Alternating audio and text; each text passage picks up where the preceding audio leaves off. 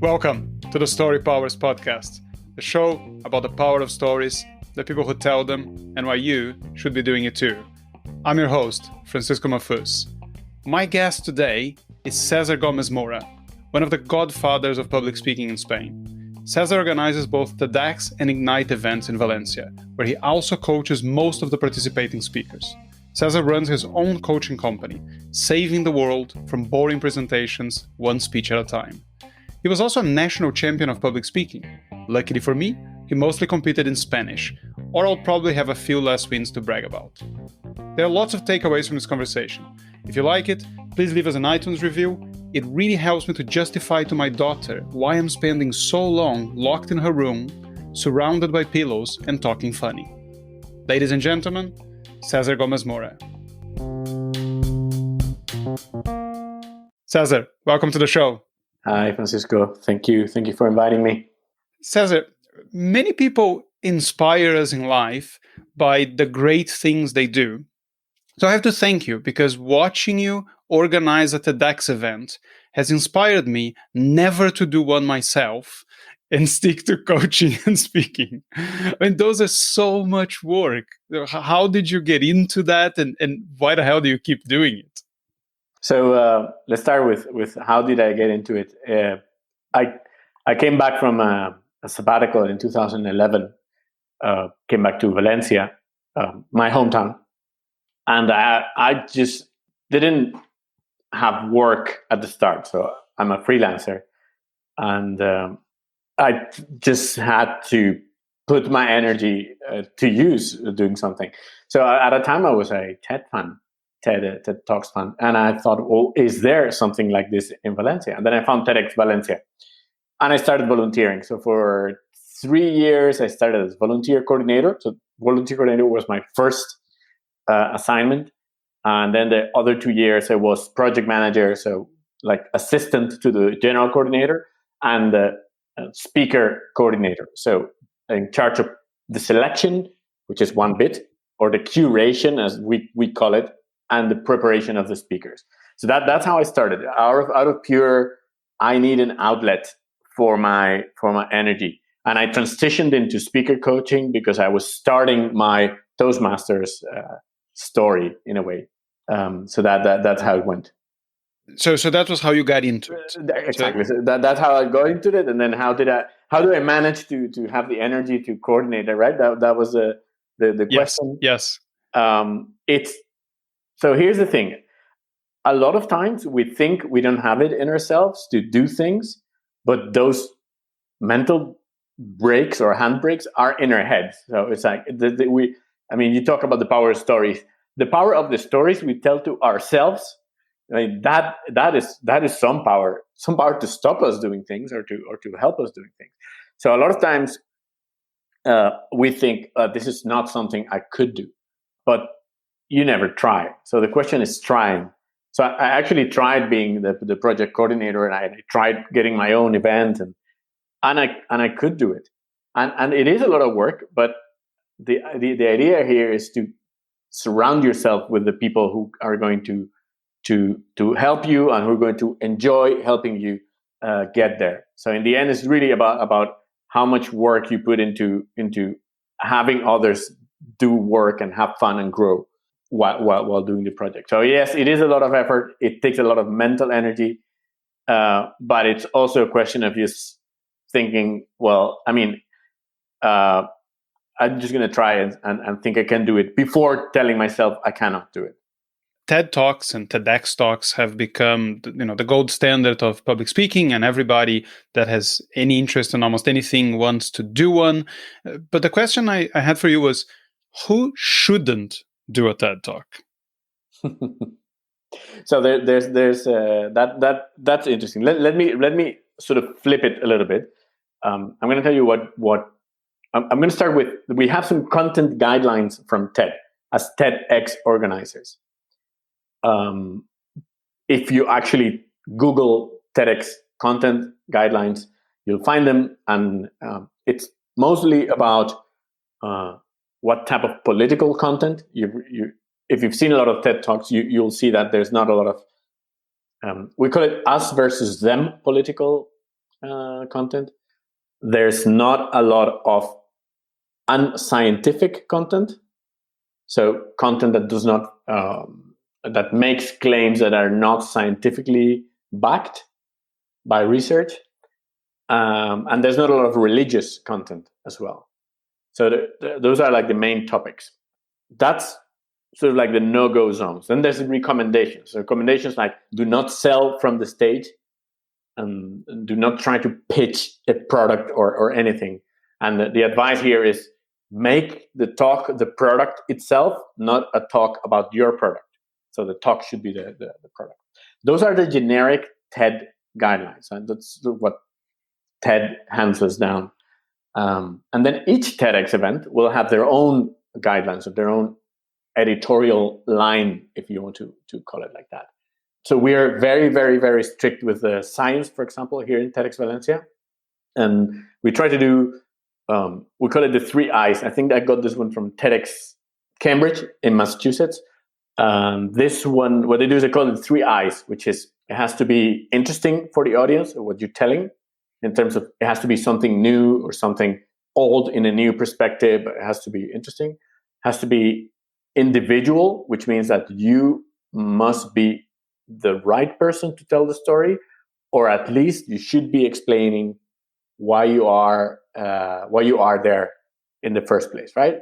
So we had interesting, we had individual, and we have important. Important means that it has to change something, and it has to be a topic, or at least you have to try to show the audience why what you're telling is important for them or for the world, which in the end is important for them. So those are the things we try to look for. So answering your question, who shouldn't try to give a TED talk?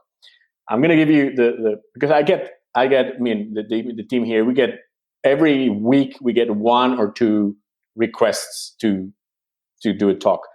As we get closer to the event, we even get requests like 3 days before the event, like, hey, I see you have an event in 3 days. Can we give a TED talk? Okay. Maybe you won't have time to prepare in 3 days. As you know, it takes a long time. So we have what we call the reheaters. Reheaters are people who take content from someone else and then reheat it in the microwave oven, which is like they just read some awesome self-help book and they're like, woohoo, I'm going to give you a TED talk about someone else's ideas. There's a ton of these people that do this. So those are the reheaters. Then we have I heard this before, which is sort of like a version of the reheaters.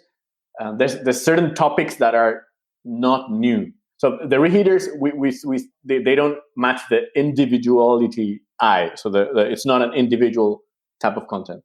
Then we have the people who bring back the same content over and over and over. So in emotional intelligence, optimism, positive psychology, if you will it, it's no dream, etc., etc. So those are the same ideas over and over and over, and those are not interesting because they're not new or they don't bring anything new on the table. And then, of course, we have the people who just don't read the manual.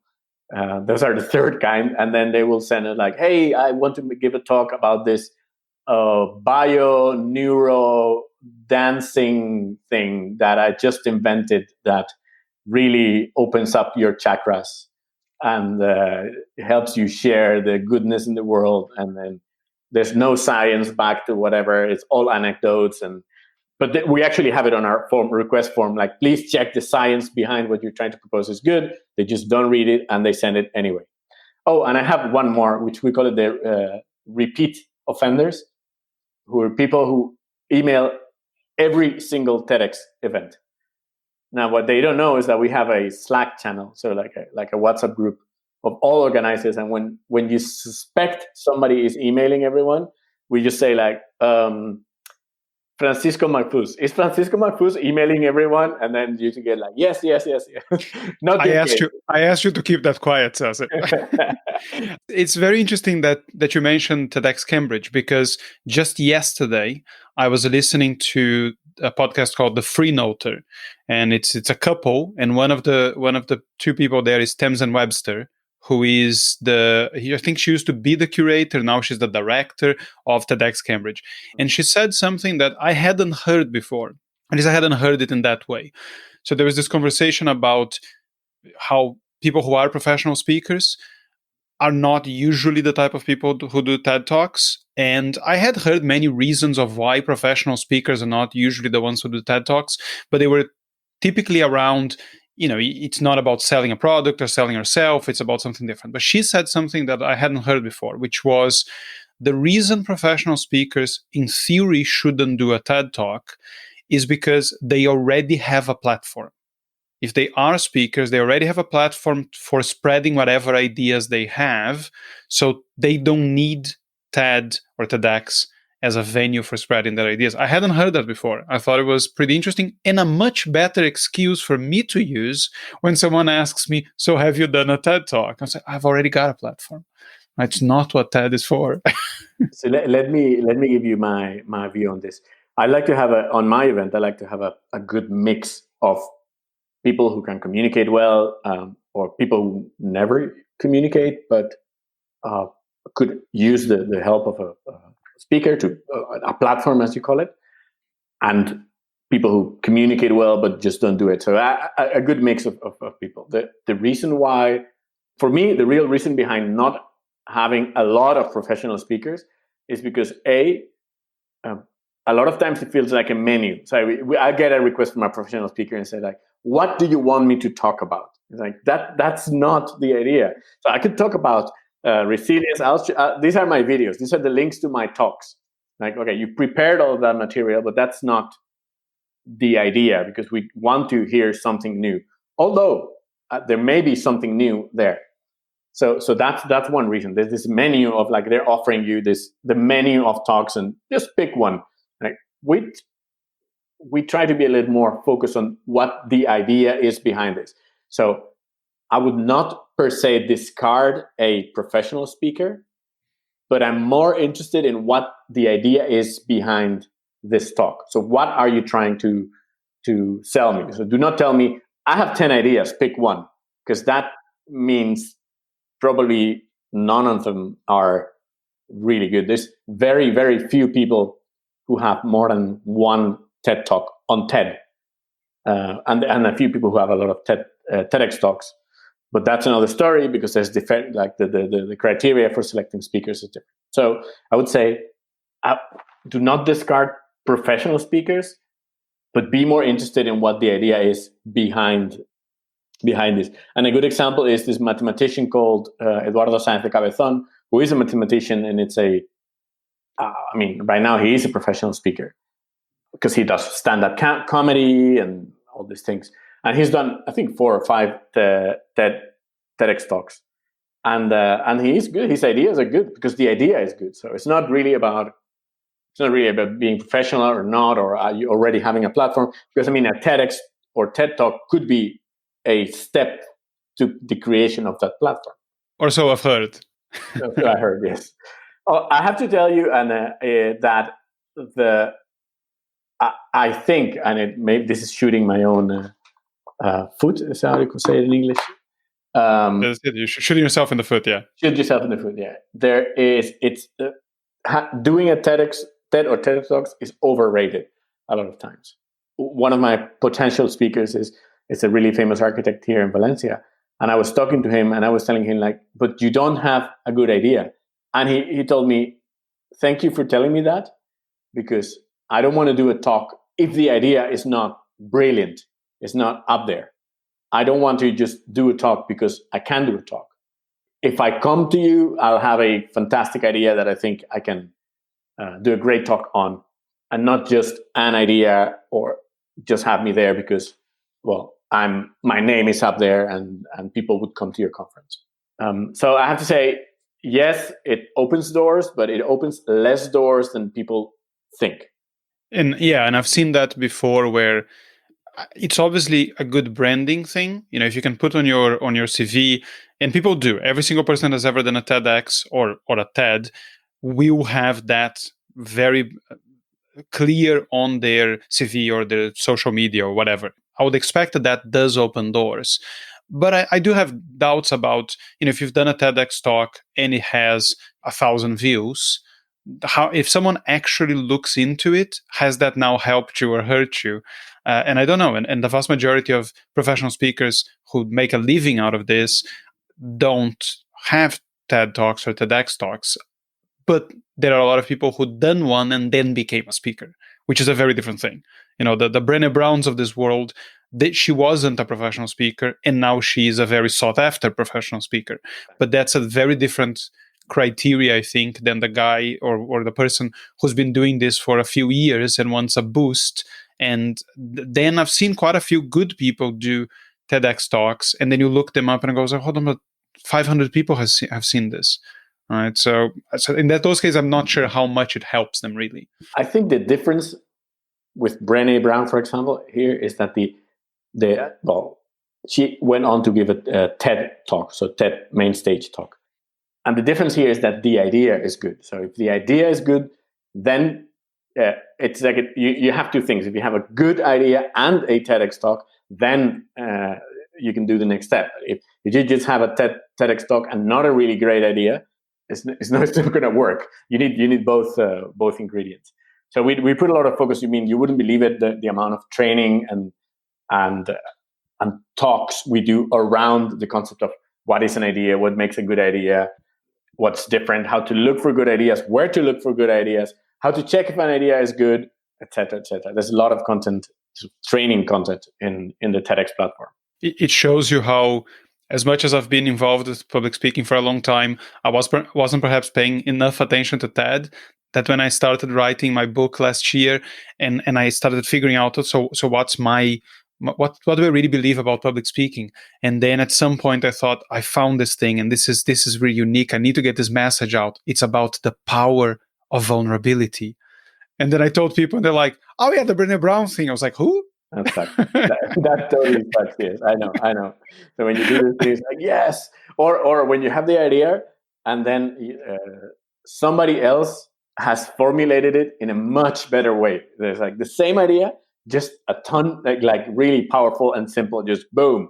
Like I did a TEDx talk in TEDx Alcoy, one of our local Valencia TEDx event, about the power of action, of doing things, not just learning about things or just listening, but actually learning by doing and actually doing, just because it's so much easier to do a podcast right now, right? Like radio program. Like 20 years ago, I have my own radio program. Well, that would be a lot harder. Now it's easy and it's relatively cheap. It's more accessible. But so I had this talk and I had this idea that it would open a ton of doors, and no, it didn't. But also then I saw the same idea by someone else, and it was something like, "There's nothing to it but to do it." I was like, "Yes, that's my idea. That's exactly what I wanted to say." Like, no, I think it happens as well with startup ideas, right? Or when you have this startup idea and somebody else does the same thing but much better, and you think like, "Oh, I had this idea 5 years ago." Oh, the only thing is that you didn't make it happen. I think that's the difference. So yes, it happens. It happens. Finding the right idea and at the right time. You'd be amazed, like the ideas that are out there in TEDx. You've been in one of those TED circles for TEDx Valencia. Yeah. The last one we had was about something called sortition, and sortition is what would happen if we replace politicians with random people. I've seen that talk. It's incredible. It's an amazing idea. And it's a short talk, but the idea is that's the idea. It's like, and then you come with all these things like, oh no, but then people would accept money to do things, and I'm like, well, just like what is happening now. but you see what I mean, right? It's a powerful short idea, and it makes you think, change just perspective. That's what we're looking for, more than the type of person. So what's the idea behind all this? There's something I learned about TED Talks, and I originally learned it from Chris Anderson's book, which is, and this is, I think, new for most people, that what you actually see on a TED Talk online is sometimes very different than what actually happened in real life. So can you just talk a little about that? So there's versions and versions. There's extremes for this, but of course we do edit the talks if something happens, something unexpected, or there's a production problem. Sometimes we have to restart talks. If sound, for example, doesn't work, or there was a video problem, or somebody trips, which happens. So we can edit that. And there's extreme examples. There's one of the most respected TEDx events out there is TEDx Beacon Street, which is the MIT TEDx. What they do is the whole event is like how could I call it? Like you're attending the recording of the talks. So it's not a live event. So if something bad happens, or the actual talk doesn't go as they expected, the director will just go on stage and go like, all right, stop it. We're going to start over again with the audience, with a live audience of whatever, 500, 600 people. And then they start over again, and then they do it again. So that's an extreme, right? Like they'll do 1, 2, 3 takes to do the talk. So yeah, what you see is not what happened. And another example is Brené Brown. I don't know if you know that she actually, she talks about it on her second talk. On her first talk, she was talking about having a breakdown, a nervous breakdown. And she had a nervous breakdown on stage, which they edited out. So you do not see all that went on producing that talk. I'm not sure if you're talking about that or the preparation that goes before that. No, I was talking about that, which I find is a very, very interesting concept, and I don't really know how I feel about it. Because on the one hand, great. I mean, by all means, get the best talk you possibly can online, because I think that's the vehicle for really spreading the ideas. It's not the 500 people in the audience watching the best talk.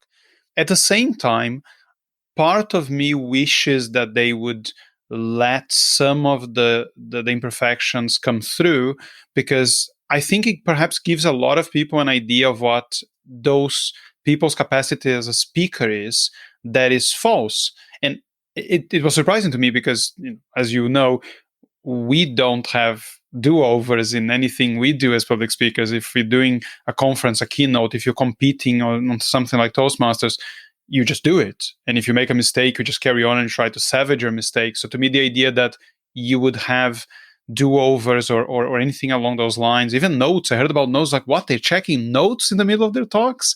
That just sounded crazy to me. So part of me kind of wishes that this was more common knowledge than it is, because it gives a lot of people an exaggerated idea of the quality of those speakers, when actually it's not about the quality of the speakers, it's about the quality of the idea. Again, there's flavors on this. In TEDx Valencia, for example, we do not do re-recordings, and we only will edit if there is something really serious, like somebody just goes blank for 5 minutes. So we'll not put 5 minutes of somebody going, what was I saying? So we will edit that, but we do not do what TEDx Beacon Street does. But the concept here is that the mission of both TED and TEDx events is create a platform for spreading good ideas. So think about this. What stays is the video. So there's a 15-minute, 10-minute experience for the audience, which stays in their minds and then becomes a memory and then sort of dissolves. And then there's a video, and the video is forever. So if you think about it that way, I can see why some people say, no, the video has to be perfect. And this idea has to be out there perfect. Get maximum power. Yeah, I think I will agree with that. I think it's not about how good or not the speaker is. It's about the idea. Give the idea the best chance to spread. I just think that it's perhaps, again, where exactly you would say that, but I think it's good that it becomes more common knowledge that's how it happened. Let's change gears a bit and talk about Ignite, which is a very different type of public speaking event than TED. So can you just describe what an Ignite event looks like? Yes, Ignite is a different format. It's created around it's a clone or evolution or an inspiration of Pechakucha talks, which have a very similar format. And the format is like as it goes. There's a 5-minute talk. It's 5 minutes exactly, and there's 20 slides that advance automatically every 15 seconds. So if you make the math, it adds up to 5 minutes. Sorry. And the idea here is that by creating these restrictions, we first avoid what's called death by PowerPoint, because, well, the slide is only going to be there 15 seconds, which means that nobody will be able to read any text that you have on it unless it's a word. So that's one thing you avoid. But then the other thing is that if it's 5 minutes exactly, you're going to have to rehearse. And as you know, that is not common practice in the presenting world. I mean, it is in the professional presenting world, and it's not as common. But actually rehearsing your talk to the gesture, to the length of the pause, that's not a common thing. But Ignite will force you to do this, because you need to say something and then you need to finish right when the next slide comes up, etc., etc. So that's what it's about. And the actual event, we normally have around 10 talks, and we do 5 talks, and then we do a little game with the audience. We do something called slideshow karaoke. I don't know if you've heard about this one. I have experienced it, but can you describe it for the audience? Yes. So the slideshow karaoke, what we do is we have 6 slides where that advance automatically every 15 seconds. We try to create a little bit of narration with the slides, so we don't just do random slides. So try to make their life easier. But whomever comes up there does not know what the presentations or the slides are going to be like. So they just have to improvise on a presentation, like a 1.5-minute presentation on top of slides they don't know about. So it's a lot of fun, and it's very interesting to see what the improvising capabilities are of people and where it goes. And it's a way to relax before we get another five presentations. So the event is like an hour and a half, but it goes quick. And then we do beers after, and then it's fast. So it's a lot more fun and less serious than a TEDx event. Ideas can be a little bit silly, so we're playful. It's fun. It's fun to see, and it's fun to do, actually. Yeah, I can imagine that the practice of that for me would feel a lot harder than most of the stuff I normally do, because I don't like slides. Very early on, I decided that I fell into the trap. Whenever I used slides, all of a sudden I wanted to have a slide for every 30 seconds of what I was talking about, and I felt that everything I said needed a slide. And even when I got better with that, I still didn't think that they normally added enough for the technical complication they brought into the talk. And again, as you know, a lot of Toastmaster meetings, there's no professional tech support. So if you go up there with something that should work normally in a normal environment, all of a sudden the computer doesn't work. All of a sudden the lighting is terrible. And then I says, you know what? For the sake of getting 2 or 3 good images into my talk, I'm just not going to bother. And I tend to prefer that approach anyway. But there are some talks that need slides and you just have to get them. And then it's just finding a way to use it. But to have, 15 different, no, not 15, how many slides is that? 20 slides. 20 slides. But the most important thing here, and it ties up with what you were saying, is we need to ask ourselves, why do I have this slide up there? And how is it helping me to communicate better? So once you start thinking about those questions, then then it helps. I mean, for example, what I do a lot of times is when I'm doing a presentation, I will have slides. If it's a presentation for a classroom type of like masterclass, I have slides that help the audience take notes. So like I'm on part 1, part 2, part 3, part 4. And I will tell them, like, the slides you're seeing, these are the headlines, the titles of the sections. If you're taking notes about what I'm saying, so you can take better notes while I'm talking. So there's the purpose. This improves communication. This improves the usage of your talk later on. But for example, maps a lot of times are really good. Videos help a lot. There's a TED presentation, check it out if you haven't seen it, which is by Derek Sivers, and it's something about creation of a movement or something like this. And what he does is this video. Have you seen it? I know of the talk because I know of Derek Sivers, but I haven't seen the talk now. No, so it's really brief. It's like 3 minutes.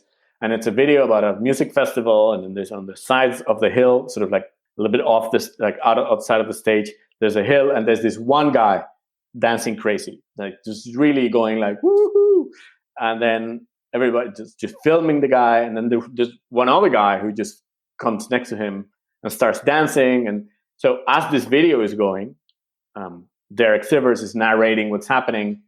And in the end, what happens is that there's a huge, 300 people dancing crazy around the guy. And then the message, the idea behind this is that as important as the leader who dances crazy is the first follower who validates what the leader is doing. So because if there wasn't the first follower, there wouldn't be a second one or a third one and a fourth one. So that was the idea. And the video is going on at the same time. So that, again, is good usage of visual support. It really enhances and makes your presentation grow. So, I mean, we just need to ask ourselves, why am I doing this? Not just doing it without reflecting about, well, as anything you do in your presentation when you're getting down to the detail.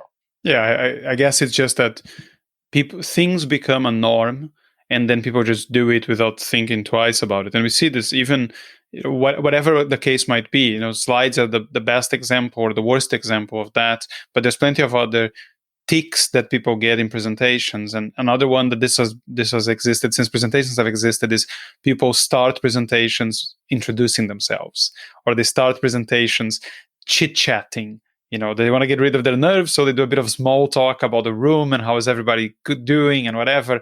And I think now that sort of thing has kind of fallen out of use. Most people realize that that's not the way to start a presentation, but slides have been the thing that has taken over completely. And now I think, everybody has heard of death by PowerPoint. They just haven't learned what it means and how to avoid it.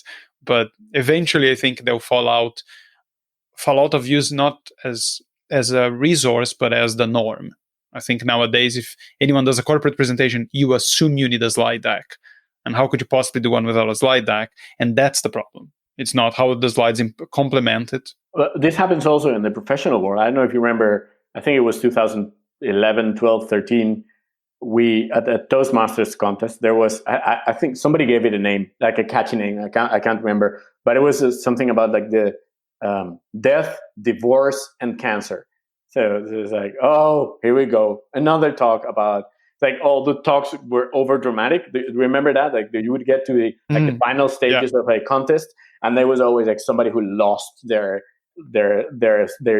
father, or just went through cancer, or it was really this trying to be inspiring in this very dramatic, intense way, and which is fine. But if you see 10 talks, one after the other, which is what happens in contests, you will see it's emotionally draining. And so again, we see these things and then we just replicate it without thinking. And then what happens is that you have someone who does a different talk, and then that's the one who wins just because it was different. And the judges will have this mental, emotional relief from death, cancer, and divorce. It might have been the year where there was a guy who won with a talk about changing a tire. Basically, his tire blows up, and then he spends the whole talk getting into all sorts of shenanigans about the tire. And at the very end, I think he was not being nice to his partner or something at the beginning, and then he becomes nicer at the end of the story, and he says, "I was trying to change a tire, but the tire changed me." And people must have been like, "Oh, that's all right. It's a bit of a message there. I can make this the winner without having to give it to another sub story." So yeah. But this was a good talk. I think that we had. I mean, if you look at the contest, I don't know what your opinion is on this. So it's good to have you here to see what you think. The system itself has perverted the outcome. I don't know if you agree with this. So the system of the public speaking contests itself has perverted the outcome, and it because there's this judging sheets. But I think that's always going to be the case, though, isn't it? I mean, perhaps we should have explained a little more what Toastmaster is before. But Toastmaster being the largest organization of public speaking in the world, the competitions will have rules. The rules are that judges decide who wins. It's not audience participation. It's not audience choice. And some criteria seem to have gotten stronger over the years. I think that's always going to be an issue, which is why I tend to prefer audience selection, because you can't really argue with the audience selection, unless someone is really trying to trick it by being super funny in a speech that is arguably not meant to be funny. But yeah, that's the problem with any type of competition where the criteria is subjective and you have just a few people choosing. Whatever those judges decide is going to affect the outcome. It's the same thing that always happened with the Oscars. All right, so there's certain types of movies that win the Oscars, and it takes a few winners for people to go, oh, hold on, maybe this type of movie actually has a chance and it's worth investing in. I don't know if there's a way around that, because you can even argue that the audience's taste might not necessarily reward quality. It might reward entertainment. That's I think in a life one of those dilemmas that doesn't have a solution. If you like music, for example, then you start listening to there's on one extreme there's popular music, what everybody likes, and on the other extreme is what critics like, and there's even further what musicians like. And I have a lot of contact with the Berklee School of Music, and if you listen to what they like, I can understand this is really good music, but I just can't digest it. It's not what I need in a specific moment. I cannot listen to this deep jazz with like a ton of people. And that's just me. So in the end, yes, I guess it's a dilemma without answer. Like, what do you do? Judge in based on how popular something is or how good it is technically. I mean, there's no solution. It's difficult. I tend to think that for public speaking, the audience's choice should have a heavier weight, because it's not as if the judges are technical connoisseurs. They're typically just more experienced members of the audience. Whereas if you take something like jazz, for example, or wine, or whatever area of life you want to think about, if you study it a lot, if you look into the details, you will catch nuance that other people won't. And I don't think there's any problem with that. But that's not to say that the wine that costs 1,000 euros is better than the wine that costs 20. But if you have developed your palate to a certain extent, the 1,000 euro wine will taste better to you than the 20 euro wine. If you haven't, it won't. Right? And that's my experience with wine. Yeah, no, I mean, totally different audiences, different situations, different objectives. What do you want? Yeah. I mean, it's not like I'm coming on a Tuesday back home and I just need to unwind a bit. Let's open a 1,000 euro bottle of wine. Maybe you want to save that for a big celebration. Yeah, and we all know, anyone that has looked into this knows that the 1,000 euro bottle of wine is only better really for one reason, and it's not that the judges or the taster's palate is that much more advanced. It's the story that goes with it, because on blind tasting they can never spot the wine that is supposedly better. So once you give someone the story that this wine was made in this place by this guy and this grapes and whatever, that story will always influence their taste. But with speaking, I think it's about the objective. If you are doing a humorous speech, that 100% should be an audience choice, because why the hell would 6 judges count more than the 300 people watching? If it's an inspirational or any other type of talk, then maybe the criteria is not so obvious. But for some things, I think for talks, I can think that in the vast majority of cases, more people judging it will give you a better idea of how successful it's been than 6 people judging it. Okay? And just one thing I wanted to get in before we run out of time and both of our daughters start breaking down the doors. A lot has changed in public speaking. You and I were trying to work together on a TEDx event that's on hold for the time being. So my question to you is, how do you think that the next, say, 6 to 12 months are going to be for public speaking events like TEDx or Ignite? And if you think that any of the things happening now are going to change them permanently once we're back in a position that we can have them the way we were having them before? Well, that's a deep question, interesting, great question. I personally, that's what I wish, because I'm an organizer myself, and then it sort of mixes with what I think is going to happen. So let me give you both. I wish we're back online after the summer. So let's say September, October. Back online meaning that we can have events with 500 people, no limits. to the closeness or whatever. But I think that 2020 we should scratch it out. That's what I think. So I wish we would have it after the summer, but I just don't think it's going to happen.